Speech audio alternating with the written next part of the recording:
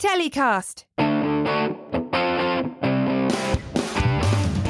Hi, I'm Justin Crosby and welcome to another Telecast. My guest this week is one of the content industry's most experienced and successful factual executives, Jane Root from Nutopia. Hi, Jane. How are you? Hi there. Great to see you again. Last time I saw you was Edinburgh TV Festival, That's I think, right. where we had Yeah. a quick chat on the show, which was great, but delighted that you're direct from Washington and you can spend a few minutes of your time having a chat. So thank you for that. How's life in Washington? At the moment, it's very snowy. So it's great to be here. Great to be here. We talked about a number of different things in Edinburgh, and this already seems an awfully long time ago, and there's lots of change, lots of disruption happening in the content industry. We're going to cover that off a little bit later in the show. But first of all, it'd be a really good idea, I think, if we can talk about your career background and get an idea of how you initially got into the TV industry, what your first roles were, and talk us through how you got to being the CEO of Nutopia, because I know you've held lots of really influential positions at channels as well as other production companies. So talk us through your career journey today. Well, if you want to start at the beginning, when I was 17, I did a journalism course. I decided not to go to university straight away, and I did a 1-year journalism course at what was then the London College of Printing. And that was the best decision I ever made. And I then went to college, but after that, I worked as a freelance journalist, and including doing some stuff for the British Film Institute. And that led to working on an independent production with Michael Jackson, who went on to run Channel 4, amongst other things. And we set up a little company. I worked for him as a researcher, and then we set up a company together. And that we did a show which became the Media Show. And we did that for a few years. And that kind of became wall-to-wall TV. And then I got to a point in my career where I kind of got really frustrated by the fact I didn't know what broadcasters, how they really worked. You know, I remember making a list of all the things I didn't understand. I didn't understand about research or about scheduling, which was still very important then, or about budgets for big things. And Michael, the same Michael, had been pestering me to go to work with him at the BBC. And I'd always resisted, but it got to a point where I thought, I'm going to do it. So I left wall to wall and went to the BBC. And what was the main change being on the other side of the fence, if you like, after wall to wall when you were at the BBC? Because obviously, was that initially to be BBC Two controller? Or? No, I did an intermediary job, which was called the ICG, the Independent Commissioning Group, whose job was to buy things from independents. And at that point in time, the BBC were really making a mess of working with independents. By law, they were supposed to get 25% of their shows from independents, and every year they failed to do it. And so, because I'd worked on that side, my job was to find the good ones. Find the good ones. And also, and we had this amazing team. Kevin Ligo was in charge of entertainment. Tessa Ross was in charge of drama. And so really brilliant people. Nicola Moody, who I still work with, was in charge of factual. And we were like, we used to say to the channel controllers, kind of like anything they wanted, we could find someone who could give it to them. And it was like a different attitude in the BBC that we were able to get them what they wanted. And independents were more than happy to work with us. Did it feel a little bit in those days, a little bit us and them? Oh, God, completely. We were absolutely like not loved by BBC in-house people. We were the bad kids who we were seen as wrecking the BBC because we were bringing on all these outside companies. We were not popular. And then you moved on to become controller of BBC Two. What was that experience like? How long were you there as controller? 5 years. Right. It was wonderful. It's like one of the best jobs in the world. I was also working for Greg Dyke most of the time, which was amazing. And although we never felt it at the time, with hindsight, we had lots of money and incredible freedom. We just did things, you know. The weird thing about the BBC then was that you had to be really radical to do new things and get rid of things that people really hated you for, which was sad. But we managed to do just really great, fun things. You know, The Office in comedy. We did Coast. We did Who Do You Think You Are and The Apprentice. And we just had fun. We had a really great team. We had fun. Yeah, well, there's a huge number of hits that you've just mentioned there. What was the show that you were most proud of, do you think, that you commissioned at BBC Two?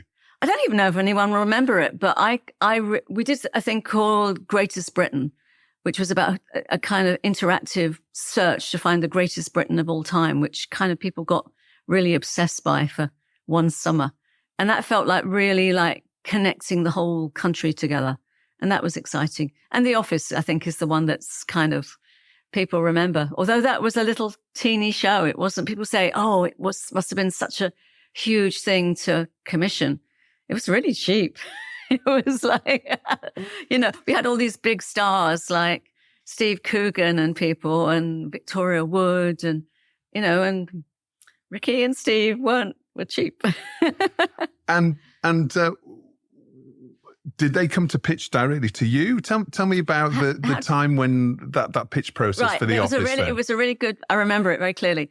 It was at the end of an entertainment session with the team, and John Plowman and his amazing team. And they said, oh, we've just got something to show you at the end. And it was this little tape that Stephen Merchant had made on a trainee assistant producer's scheme. And it had Ricky standing next to the photocopier, being the David Brent character. And the two of them just like talking to each other. And it was really funny. And we were all kind of just like, oh God, we've got to do a pilot. And it all sort of started from there. And that was based on their chemistry, essentially. And it was based on the fact of this thing about like really taking the piss out of kind of management speak, which kind of we all lived in the middle of that, working at John Burt's BBC, you know, and we all knew exactly what he was, you know, performance targets and kind of all of those things, and the kind of making fun of the dullness of office life, you know, the photocopier never working and all those things. It was just inherently brilliant. And yeah. And so when you moved on from the BBC, that was to Discovery, Yeah. Is that right? I moved to America for Discovery. And tell us about your role at Discovery, because you were president, weren't you? Yeah. I was running the Discovery Channel, and I was also running a few other smaller channels, but it was completely different. It was like real amazing culture shock going from the BBC, where kind of anything you do at the BBC that you're proud of as a channel controller, people know about, people see. You know, you've got BBC still got amazing reach of people on every. You go to Discovery Channel and you can make amazing shows and 0 people can watch. You're also dealing with advertisers and affiliates. It's like a whole different world, and a very narrow group of people for whom Discovery Channel was their home.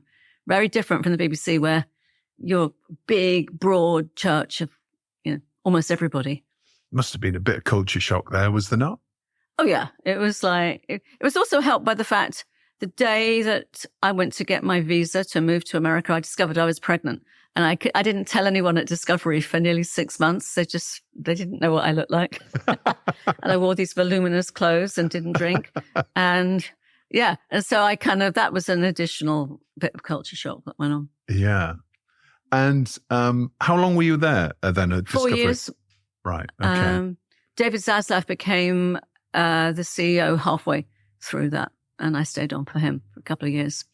And what were the key points in your time there, do you think, now you look back at your time at Discovery? Because obviously it must have informed much of what you were doing at Nutopia when you moved on to launch Nutopia. But what were the key takeaways that you took from working at Discovery? Well, the best show we ever did at Discovery is still on, which is Deadliest Catch, which was about, you know, fishermen near the Arctic Circle catching crabs. And it was kind of when you did a show like that people really, really cared about, that it actually, and you could do it loads and loads and loads of them. And that thing of adrenaline plus knowledge, that was our kind of keywords, adrenalized information. And we managed to kind of, not in everything, but in a few things, we managed to hit that on the head and kind of deliver on that beat, really. I think with hindsight, I should have done it a lot more, but we did it for a range of our shows. But it was, we got to places which would now be called red states or Trump supporting states, which people in TV didn't get to. Certainly BBC Two wouldn't have really got to. And that was kind of exciting. Yeah. And you started Nutopia 2008? I think so. I can't quite remember. Yeah. Well, my research tells me that. So. And you really have been credited with creating a new type of show, the megadoc. What does the word megadoc or the term megadoc mean to you? And what was the thinking initially behind creating that as a There was new a piece type of research that I saw at the BBC, which has influenced my whole career, which was it compared the numbers of commissionable programs for particular slots. And for single documentaries, there was like 60, 70 great films for every slot. Like we would commission 3 or 4 of them a year, our part of Storyville. And quite honestly, they were all, once they got to me, they were all great films by great people who really cared about them. And you could have like thrown darts at Post-it notes and they all would have been great. And then at that point in time, the BBC had billboards and posters and huge marketing campaigns. And I realized it was my job every year to kind of have 3 press conferences with 3 really big deal things in them. And you hardly ever got offered any of them, like network defining, we called them. And they just weren't there. They were, we'd made them up ourselves. A lot of the big things we did at BBC Two. But you were looking for them as a commissioner and as a channel controller. Yeah, you wanted people to come in and go, I want to do this thing the whole country is going to be talking about. But very rarely did that happen. People were focused on the one-off or the 6-part or the small thing. So it's a lower ambition, really, you were finding from indies, I suppose, at that point. And in-house. And you wanted things that were going to be huge. And I remember one instance of that where Keith Scholey, who was running the NHU at that point, he came in and said he wanted to do, I think, a day devoted to spring. And we said, we won't do a day, but we'll do a month. And it became Spring Watch. But we were like, how do we do something that everyone's going to talk about? And really that Nutopia was based on that idea that doing the hardest things and the biggest things is that you're often on your own. You're only competing against yourself or 1 or 2 others. There's very few people out there. And that was the basis of it. We did Planet Earth at Discovery when I was there. And it made Discovery so much money. And I was like, but then I had to go and see all of the sponsors like Ford. I went to Detroit to try and explain to them why they couldn't have another one the next year. And they were really upset with me and disappointed. It takes a bit longer than that to actually I said, it's taken 7 years. And they're like, yeah, but you can do another one quickly. And I was like, and we're Ford. But he's like, we have cars to launch. We have trucks to sell. Come and see the assembly line. And if you can't give us a show, then somebody else will. That was like, looking at these ring of Ford executives. I think I was the only woman in the room kind of trying to say it takes quite a long time to make these natural history things. And you think, this is, doing really big things. And I suppose I've always been like that. I mean, it's like, look at movies at the moment, Barbie and Oppenheimer, you do really big things and people respond to that. Yeah. And I suppose when it comes to factual and setting up a independent production company focused on those big ideas, that must have been difficult in the early days because, as you say, bigger ideas take longer to produce and take longer to get commissioned, presumably. Was it instant success at Nutopia? The first show we made was a 13-hour history of America called America, the Story of Us. It was the very first show that we made. And I knew people at History Channel, quite a lot of people who'd been at Discovery had gone to History. And we just had this idea that I was on a plane and I was looking out the window and I thought maybe you could just see the cities rise up from the plains.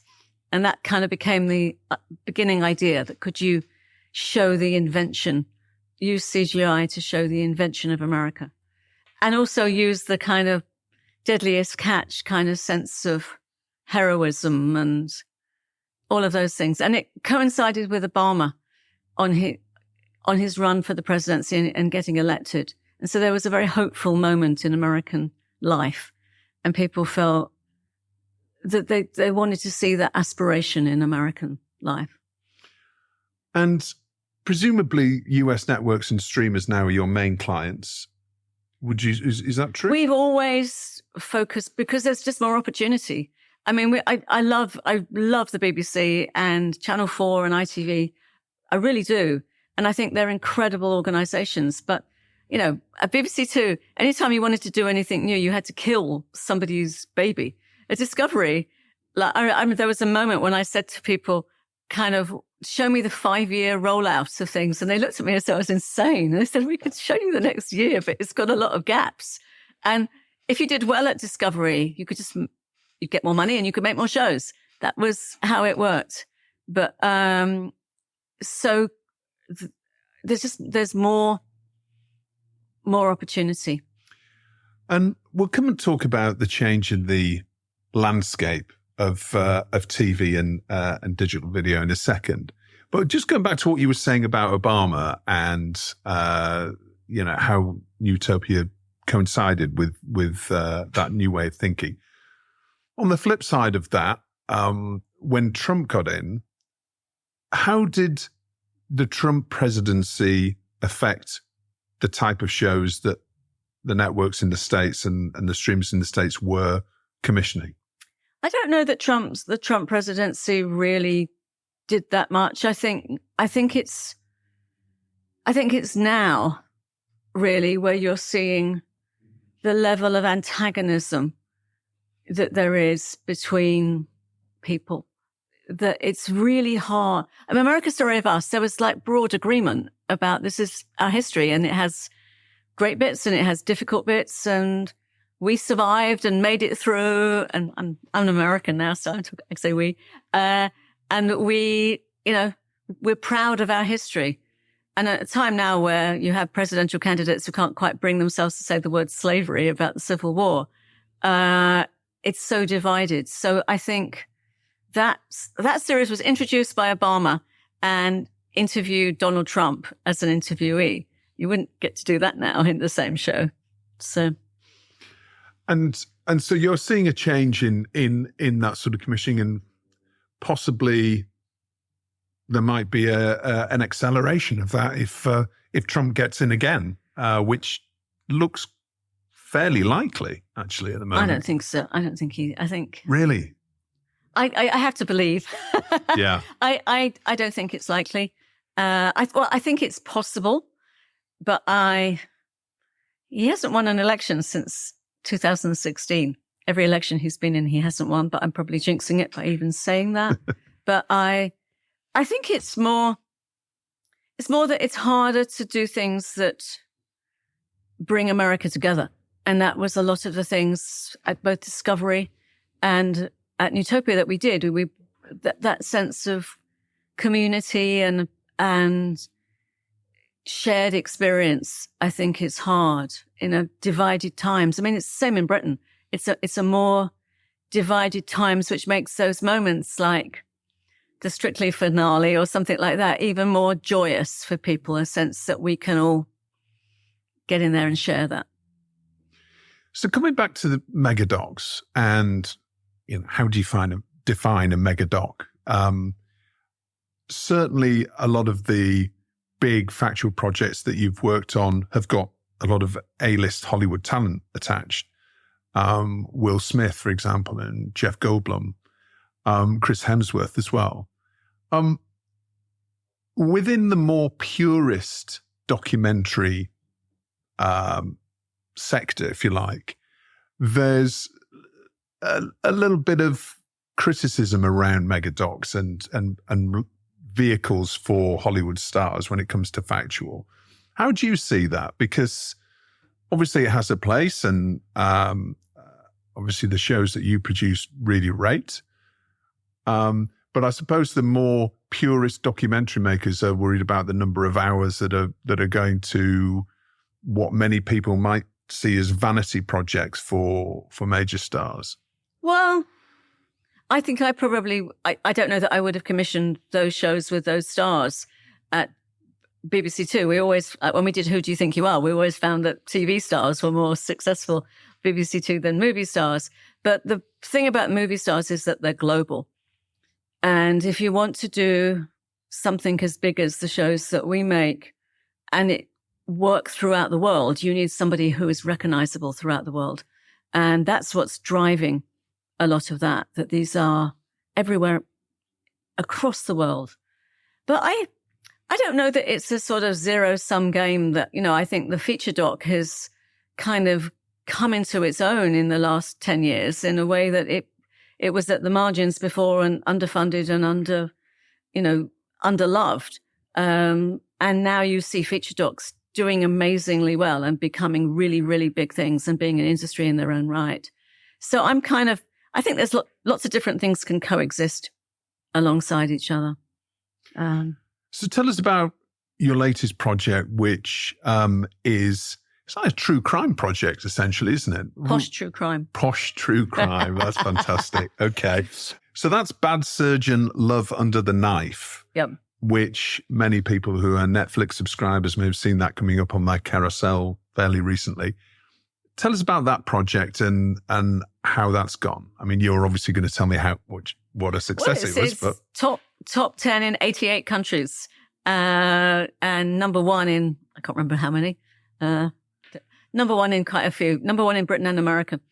And so that was a project. It's about a doctor who set himself up as one of the most extraordinary figures of our time, Christian Barnard, who invented the heart transplant. He was going to be like that. And he was renowned throughout the medical world. And it was all fake. He hadn't done the experiments that he said he'd done. He'd faked lots of his history. He also had a complicated personal life with various women that he persuaded of his wonderfulness, which didn't exist at all. And so this is telling the story of his relationships with his patients, many of whom died, and also the woman who became his fiancée, who was a journalist, who at the very point when they were about to get married realized this was not what it seemed. And it's the intertwined story of a very serious medical malpractice story, but also a man who was a fantasist, who was pretending to be things that he clearly wasn't, like single. So true crime, Jane, is that a sector that you've worked in a lot before? Is that Nutopia's first true crime project? We did a series called Vendetta about an Italian anti-mafia campaigner and who was accused of being a mafia member, and which took us a long time to make in the same way that this one did. We don't do a huge number of these shows, but I think when you get them right, they can be revealing and gripping, and they're stories of our times. I mean, crime goes right back to the beginning of literature and takes place Shakespeare writes them. They're a certain pure form of storytelling, which is very hard to do and very kind of twisty, turny, enjoyable to make. And extremely popular as a genre right now. Particularly, we've seen a lot of fast channels and a lot of the digital players really leaning into true crime, and also a lot of the networks as well, not only launching their own channels, but really focusing and doubling down on this. It seems to be very a very safe bet for a lot of networks, actually, when it comes to true crime. Is that how you see it? It's a safe, well, I think audiences really like it. I don't know that it's a safe bet. I mean, they're very hard to tell these stories. You often get halfway through and people, there's legal restrictions, or people don't want to tell the story, or you feel uncomfortable about telling the story. And it's a minefield of legalities and moralities, I suppose, as well, yeah. And complexity. They're not easy stories to tell. Nicola Moody and her team, who did an incredible job on this show, they spent so much time and looking at the minutiae of the story. They're very, very hard to tell. So I don't think they're not like a kind of telling them at this level. It's not like making a podcast where you just tell the things everybody knows. It's not an easy win, right? Yeah. Okay. So coming back to the landscape of the content industry right now, and we're seeing the most unbelievable amount of turbulence happening. I mean, only today we've seen rumors of Paramount shedding up to 800 roles. We saw 20% announcement of 20% of Channel 4 staff a couple of weeks ago. Amazon also looking to shed numbers. So, there's a huge amount of consolidation and cost cutting going on in the industry. And that global age, I think, of TV, if you like, peak TV seems to be very much behind us. Or certainly, the current news might suggest that. How do you see it? Because having been on both sides of the fence and seeing the post-COVID reaction industry-wise to, a huge amount of commissioning, and then really the brakes being put on and all the other wider economic circumstances that are driving things. Well, I think if you take a big historical view of it, that television has always gone through these kind of enormous changes. I mean, like dealing with the coming of digital networks was a huge deal in Britain when I was at the BBC, and we were beginning BBC 4 and BBC 3, and it felt like, wow, this is going to change everything. And the shift away from just all-powerful terrestrial channels. And then in America, where you had the cable networks coming in and decimating the big networks, and then the cable networks in turn facing the streamers. So I think it is cyclical in that way. I don't think what's happening now has never been seen before. It's the thing about being my age, that you've been there and you've seen it, and things change and it feels shocking at the time, but people do survive, and people watch more content than ever before. They watch things on their phones. They watch things, like you stand at a bus stop for 5 minutes and you see people with their AirPods watching something for the 2 minutes before that bus comes. And so we're all consuming stories in all different kind of ways. And so the desire from audiences hasn't gone away, but the ways of delivering has.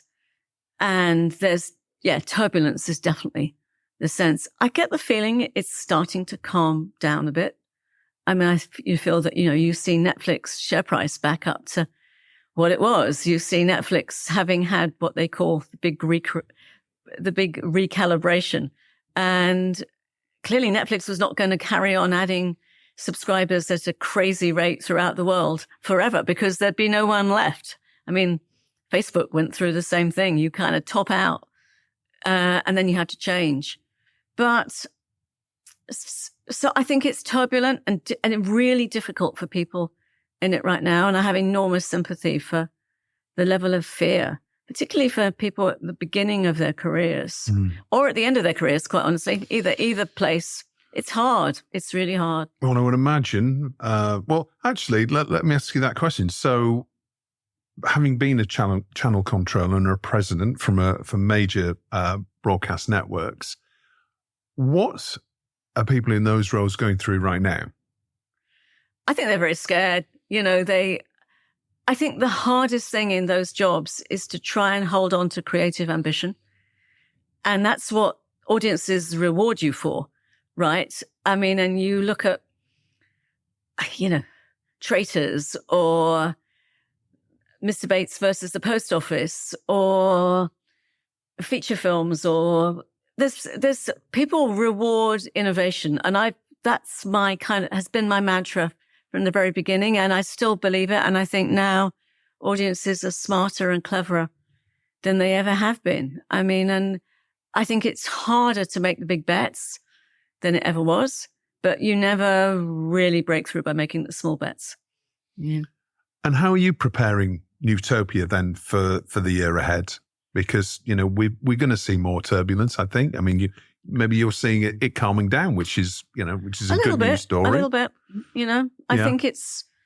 I think there is a sense that people can see a bit of the future. It's like there's a bit of a, blue sky on the horizon out there. I don't think it's as bad as it has been, and I think it will get better. I think the advertising industry is a cause of a lot of the coming problems, because clearly television advertising has been fantastically lucrative, and the disruption to the advertising industry is the one that's really not going to go away. Yeah.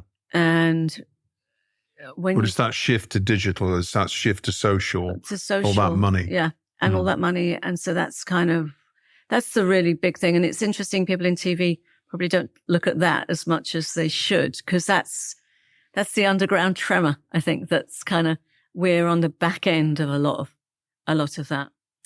But we're continuing to doing what we're doing. We try and be really innovative still. We still believe in really big things. We really, really do. We're making enormous shows right now, and we're also managing to sell some really big shows. So it's not really affecting, when you're setting out for a new year, many production companies will be looking at, okay, let's just, maintain the business for the next year. And let's still try and get as many commissions as we can, of course. But the reality might be that there's just not as many projects being commissioned. There's not enough, as much money from networks and streamers. I mean, you're really approaching things as business as usual. Is that sounds a bit flippant. I don't know that I'd do that. I think we're certainly trying to, in some ways, hunker down. We recognize that prices have come down. That's definitely the case. And being more efficient and effective in how you make things,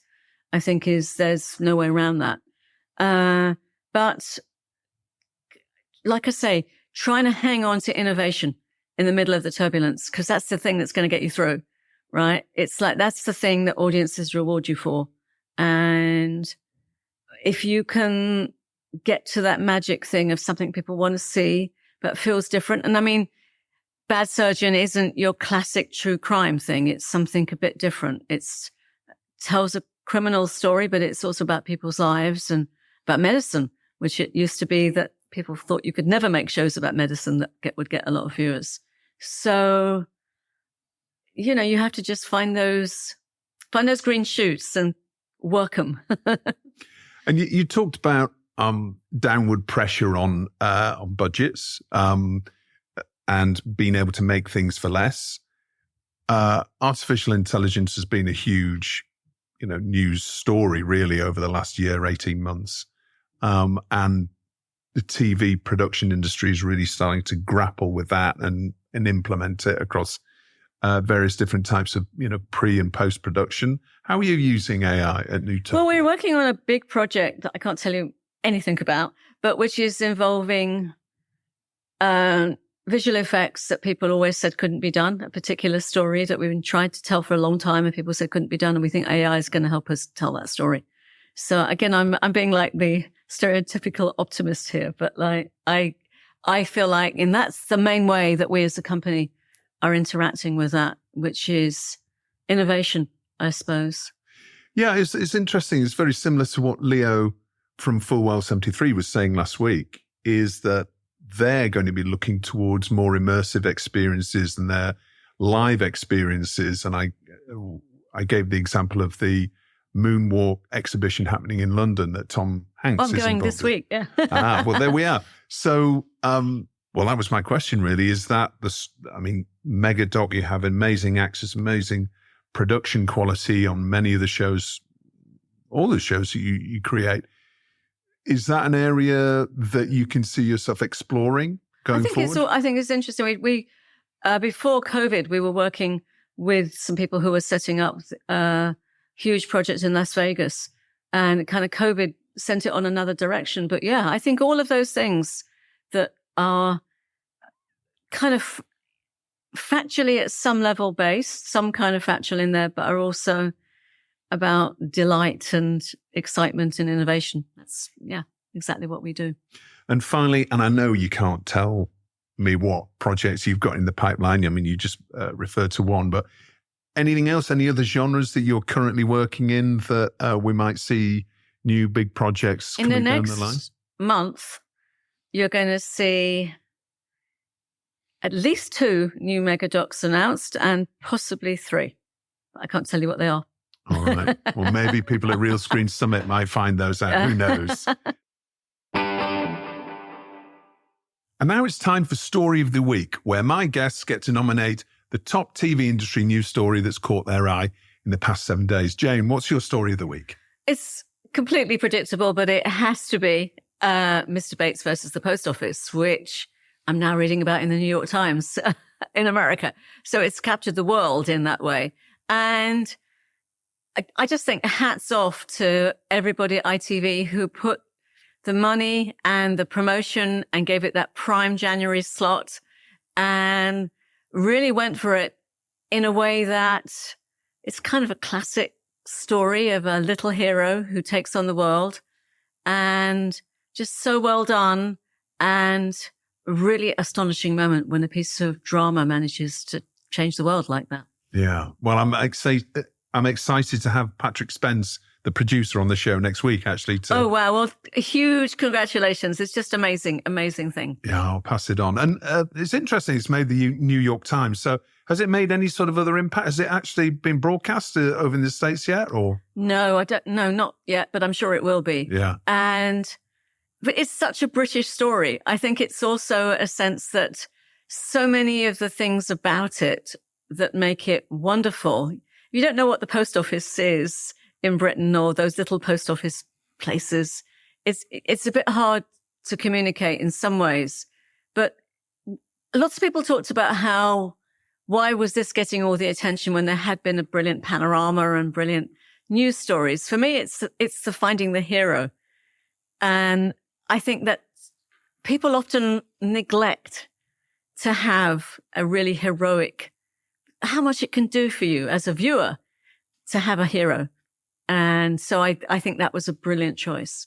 Yeah. Well, I'll be fascinated to find out, how it's going to travel internationally, because as you say, there are lots of common themes there in terms of the underdog story and fighting against,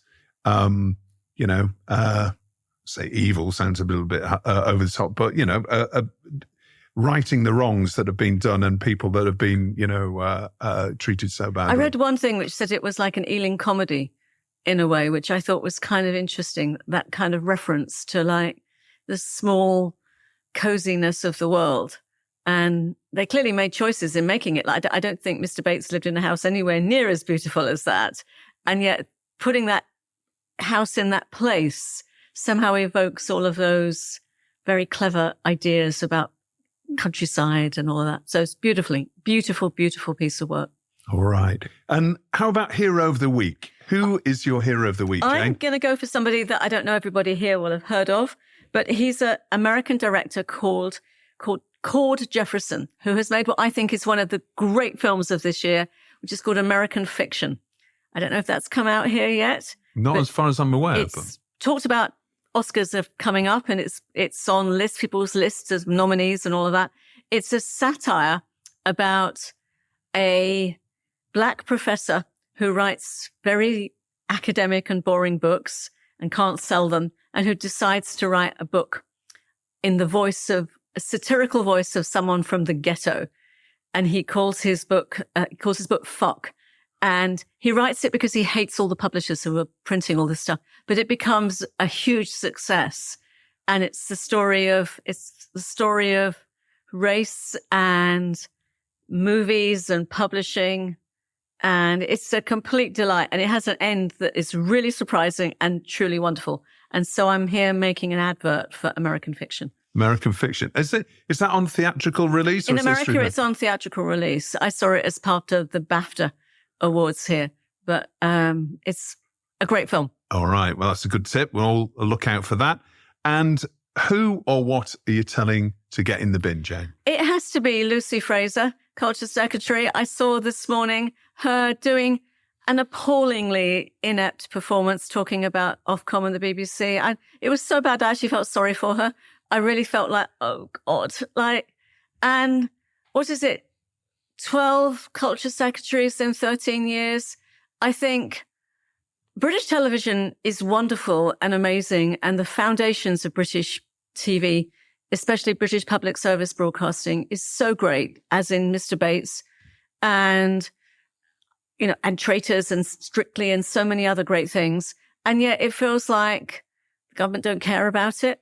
And it's so striking when you see the amazing work produced and then 10 culture secretaries in 13 years, give us a break. So in the bin. Yeah. All right. Jane, thank you so much for joining us this week. It's been great to have a proper chat with you finally. And thanks for braving your tiredness after your overnight flight. Overnight flight. Exactly. Best of luck with your visit to London and at Real Screen Summit. I'm assuming you're going to be shooting back for that as well. So, and the best of luck in 2024 for Nutopia. Thank you.